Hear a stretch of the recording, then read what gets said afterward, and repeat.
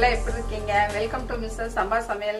இன்னைக்கு நம்ம செய்ய போற ரெசிபி என்னன்னு பாத்தீங்கன்னா ரொம்ப ஹெல்த்தியான ஒரு குழம்பு செய்ய போறோம். இந்த குழம்பு வந்து சுண்டக்காய் குழம்பு, பச்சை சுண்டக்காய் குழம்பு. இது சாப்பிட்டாக்க வயிற்று புண்ணெல்லாம் ரொம்ப ஆறும். இது உடம்புக்கு நல்லது. இந்த குழம்பு எப்படி செய்யலாம்னு பார்க்கலாம். இதுக்கு தேவையான பொருள் என்னன்னு பார்க்கலாம். வீடியோக்குள்ள போகலாம் வாங்க.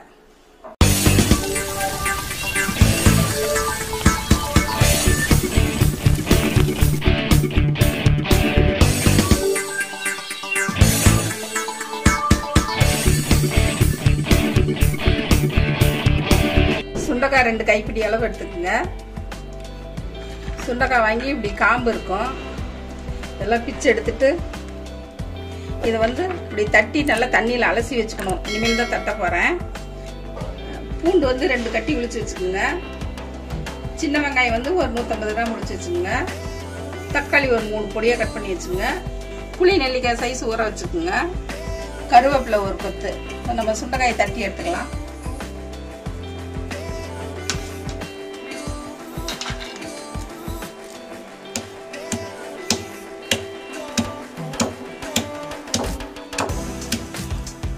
இப்படி 1-2 தட்டி இப்படி போட்டுருங்க. முன்னமே தட்டி வச்சிங்கன்னா கருத்து போயிடும், கச்சாப்பில் ஆயிரும் குழம்பு. நம்ம குழம்பு வைக்க ஆரம்பிக்கும் போது தான் தட்டணும்.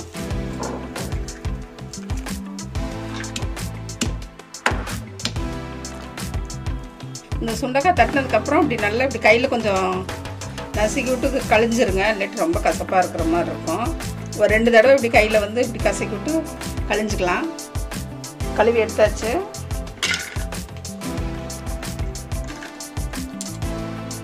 அடுப்பத்தை வச்சுக்கலாம். சட்டியில் புளிக்குழம்பு வச்சா ரொம்ப நல்லா இருக்கும். இது மாதிரி மண் சட்டியில் வந்து புளிக்குழம்பு, சுண்டல் குழம்பு இதெல்லாம் வச்சிங்கன்னா ரொம்ப டேஸ்ட்டாக இருக்கும். புளிக்குழம்பு, கறி குழம்பு, சிக்கன் குழம்பு இதெல்லாம் வச்சா நல்லாயிருக்கும். இந்த குழம்பு பார்த்தீங்கன்னா நல்லெண்ணெய் ஊற்றினா ரொம்ப நல்லாயிருக்கும். அதனால நல்லெண்ணெய் ஊற்றலாம். ஒரு 50 மில்லி அளவு ஊற்றுங்க. குழம்பு ரொம்ப டேஸ்ட்டாக இருக்கும் எண்ணெய் ஊற்றுனாக்க. இந்த குழம்பு பார்த்தீங்கன்னாக்கா 2-3 நாள் வச்சு சாப்பிட்டாலும் நல்லாயிருக்கும், கெட்டு போகாது. இன்னைக்கு சாப்பிட்றத விட நாளைக்கு சாப்பிட்டாக்க ரொம்ப டேஸ்ட்டாக இருக்கும் இந்த வத்த குழம்பு. எங்கேயாவது ஊருக்கு போனால் கூட இது 2 நாளைக்கு முன்னே செஞ்சு வச்சு போயிட்டா கூட வந்து அவசரத்துக்கு சாப்பிட்டுக்கலாம். எண்ணெய் சூடாயிடுச்சு, கடுகு போட்டுடலாம். கடுகு ஒரு ஸ்பூன் போட்டுடலாம். வெந்தயம் ஒரு ஸ்பூன் போட்டுடலாம். கடுகு வெந்தயம் பொரிஞ்சிருச்சு. இப்போ நம்ம பூண்டு போட்டுடலாம்.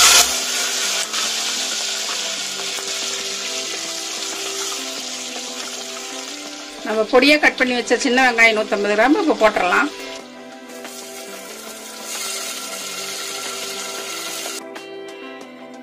வெங்காயம் நல்லா வதங்கிடணும். அப்போதான் குழம்பு வந்து 2 நாள் வச்சு சாப்பிட்டாலும் நல்லா இருக்கும். நம்ம தட்டி வச்ச சுண்டைக்காயை போட்டுடலாம். சுண்டைக்காயும் நல்லா இந்த எண்ணெயோடனா சேர்த்து வதங்கிட்டோம் வெங்காயத்தோடனா. அதுக்கப்புறம் நம்ம தக்காளி மசாலா தூள்லாம் போட்டுடலாம். ஒரு 3 நிமிஷம் நல்லா வதங்கட்டும்.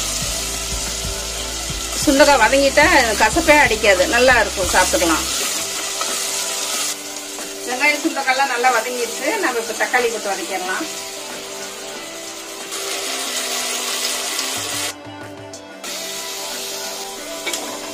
வெங்காயம், தக்காளி, சுண்டக்காய் எல்லாமே நல்லா வதங்கிட்டு இருக்குது. இப்போ வந்து கருவேப்பிலை போட்டிங்கன்னா, இப்போ போட்டோம்னா குழம்புல நல்லா கருவேப்பிலை வாசமும் இறங்கும்.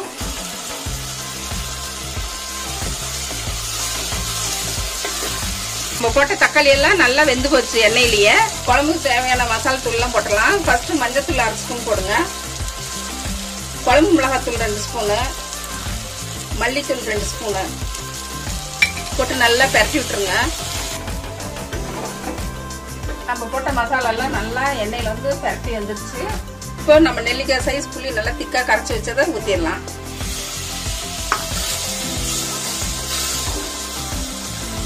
குழம்புக்கு தேவையான உப்பு போட்டுடலாம். காரம் உப்புலாம் அவங்கவுங்க விருப்பப்படி போட்டுக்கோங்க. நாங்கள் வந்து காரம் கொஞ்சம் கம்மியாக தான் சாப்பிடுவோம். இப்போ வந்து இந்த குழம்புக்கு நம்ம தேங்காய் ஊற்ற போகிறதில்ல. இதே குழம்பு வந்து 2 நாள் வச்சு சாப்பிட்டா நல்லா இருக்கும். இதே தேங்காய் ஊற்றுறீங்கன்னா 1 நாளில் சாப்பிட்ற மாதிரி தான் இருக்கும். எண்ணெயிலே பாதி சுண்டக்காய் வந்துச்சு. இப்போ கொஞ்சமாக தண்ணி ஊற்றி சுண்டக்காய் வேக வச்சிடலாம். சுண்டக்காய் வேகிற அளவுக்கு ஊற்றிடலாம். அடுப்பு கொஞ்சம் ஸ்லோ பண்ணிக்கலாம். ஒரு தட்டு போட்டு மூடி வச்சிடலாம். ஒரு 3 நிமிஷம் வேகட்டும். மூடி வச்சிடலாம்.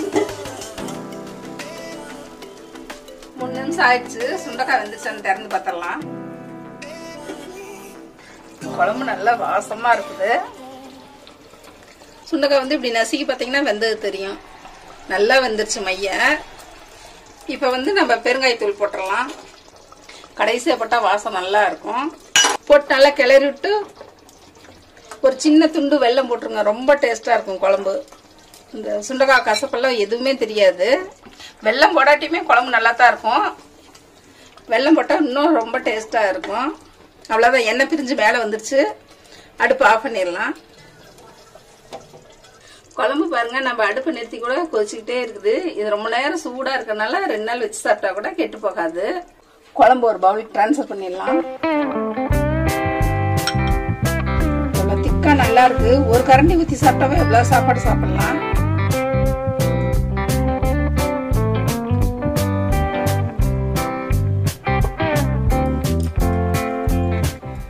பாருங்க, சுண்டைக்காய் புளிக்குழம்பு நல்லா கிரேவியா மசாலா பார்த்தாவே சாப்பிடணும் போல தோணும். ஒரு ஸ்பூன் போட்டாவே சாப்பாடு எவ்வளவு சாப்பாட்டுக்கு வரும். மறுநாள் சாப்பிட்டா ரொம்ப டேஸ்டா இருக்கு. இந்த சுண்டவத்த குழம்பு போகாது. நம்ம வந்து சட்டியில வச்சதுனால நல்லா இருக்கும். இந்த சுண்டைக்காய் கிடைக்கும் போதெல்லாம் வாங்கி சாப்பிட்டு பாருங்க. வாரத்துல ஒரு நாள் வச்சு சாப்பிடுங்க. வயிற்று புண்ணு அல்சர் இருந்தாலும் ரொம்ப நல்லா போகும். ரொம்ப ஹெல்த்தியானது. இந்த குழம்பு வந்து நீங்களும் உங்க வீட்டுல எல்லாரும் செஞ்சு சாப்பிட்டு பாருங்க. இந்த ரெசிபி பிடிச்சதுன்னா மிஸ்டர் சம்பா சமையலுக்கு சப்ஸ்கிரைப் பண்ணுங்க. மறக்காம பெல் பட்டன் கிளிக் பண்ணுங்க. தேங்க்யூ.